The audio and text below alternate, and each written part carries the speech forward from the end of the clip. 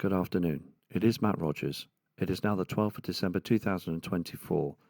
As you can see on the screen, we're going to talk about the South Pole Telescope, the SPT, America's new Planet X tracker.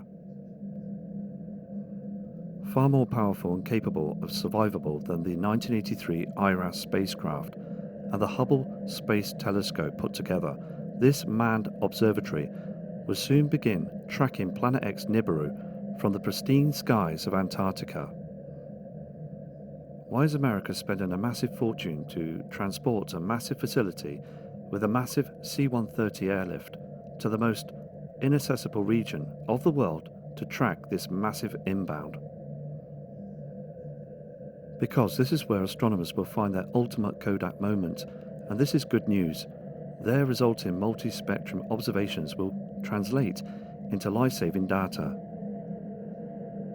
This article will explain why the SPT is essentially the perfect instrument, at the perfect place, at the perfect time to observe Planet X Nibiru, assuming of a southerly approach to the core of the system.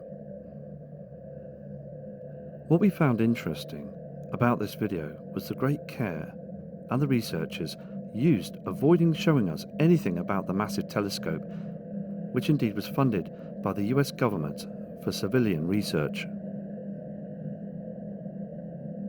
In the normal course of events, the C-130 flights to the station make a stop in New Zealand to refuel and to pick up additional supplies provided by the local merchants and to provide transport for the scientists travelling to the station.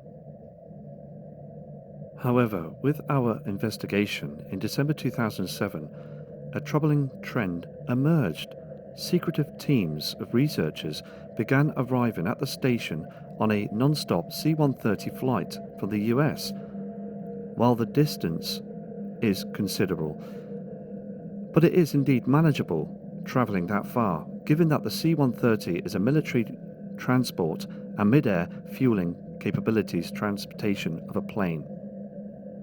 Other scientists at the SPT telescope explained and reported that its New Zealand merchants were hearing stories from non-American researchers stating that these SPT mystery teams were showing up unannounced on a non-stop flight to work for brief periods of time on the SPT telescope. During those episodes that the SPT mystery teams kept themselves to themselves and then left as they had come. Given that the South Pole Telescope is large, civilian international research base, the mysterious comings and goings of these special US teams were obviously troubling for civilian researchers from other countries.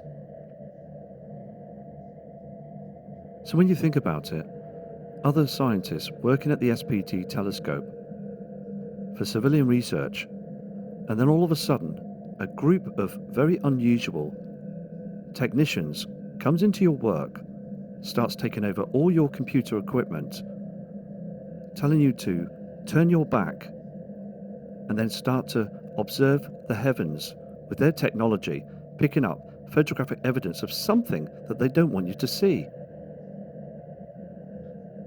Folks, indeed, this doubled our effort to maintain vigilant lookouts for any late-breaking news regarding the SPT. It was for this very reason that we picked up other information about Nibiru Planet X photographed in January of the year 2008.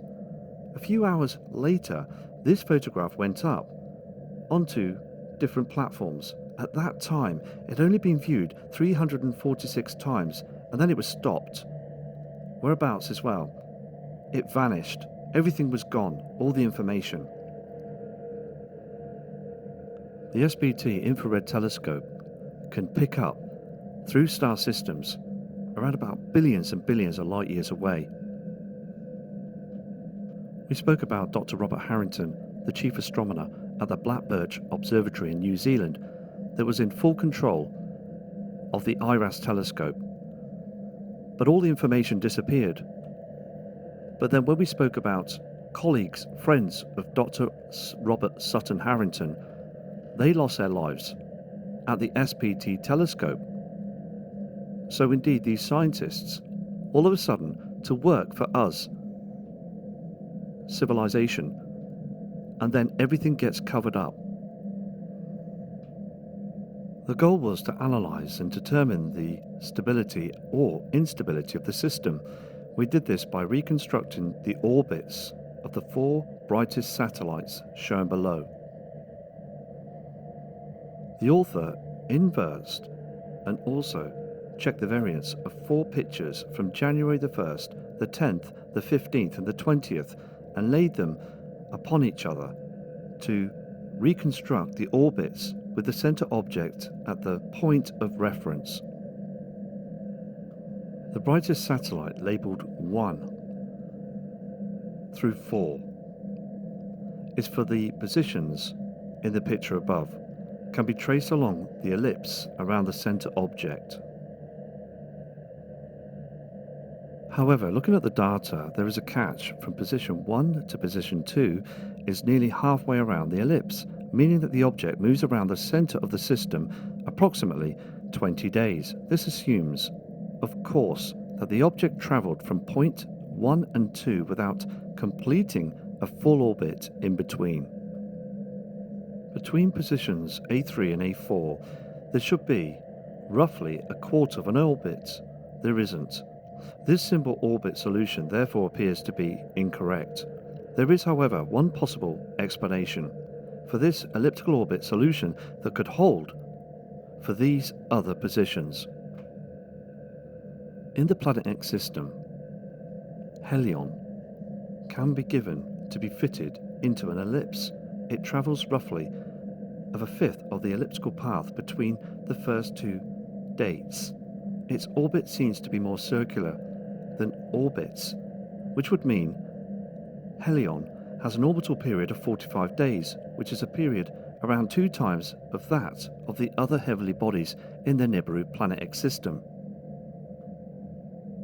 The size of the orbital path of helion does not appear much larger than the orbit solution for Nibiru. This would mean these heavenly bodies between the 2 with the elliptical orbit, with this huge elongated orbit with Nemesis, the answer could be similar to the answer of Nibiru, the shallow angle of the view at the orbital plane. These calculations came from Dr. Rodney Marks, that worked at the South Pole Telescope, the Nibiru tracker. Now, this person, at the time when these very strange researchers turned up at the South Pole Telescope, came in and started to take over everything, all the technology, by taking snapshots of the solar system. They picked up something, folks.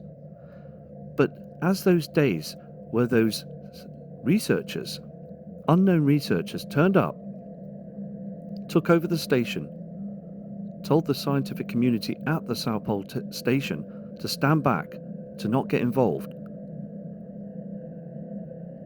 Sadly, at the time, these gentlemen had lost their lives. Dr. Rodney Marks was a good friend and a colleague of Dr. Robert Harrington, chief astronomer at the Blackbird Observatory in New Zealand.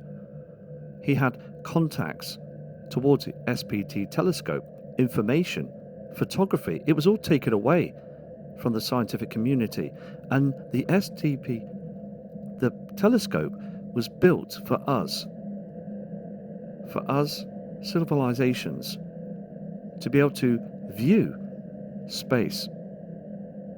This indeed is a snapshot of the SPT telescope, the South Pole telescope, showing the infrared spectrum in space. Any of these markings that you can see is rock formations, scattered formations. This is how they were able to pick up the information and also the photography of Planet X.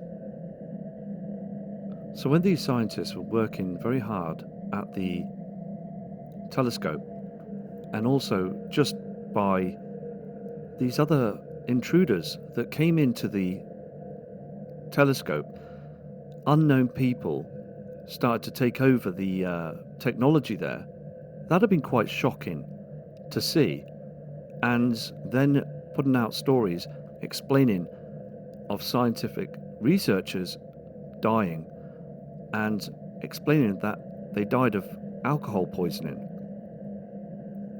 There's something very, very odd about the whole story. So indeed, thank you for watching this very short broadcast just to give out information about happenings and goings on through the scientific community and the government. Are they holding information about Nibiru Planet X?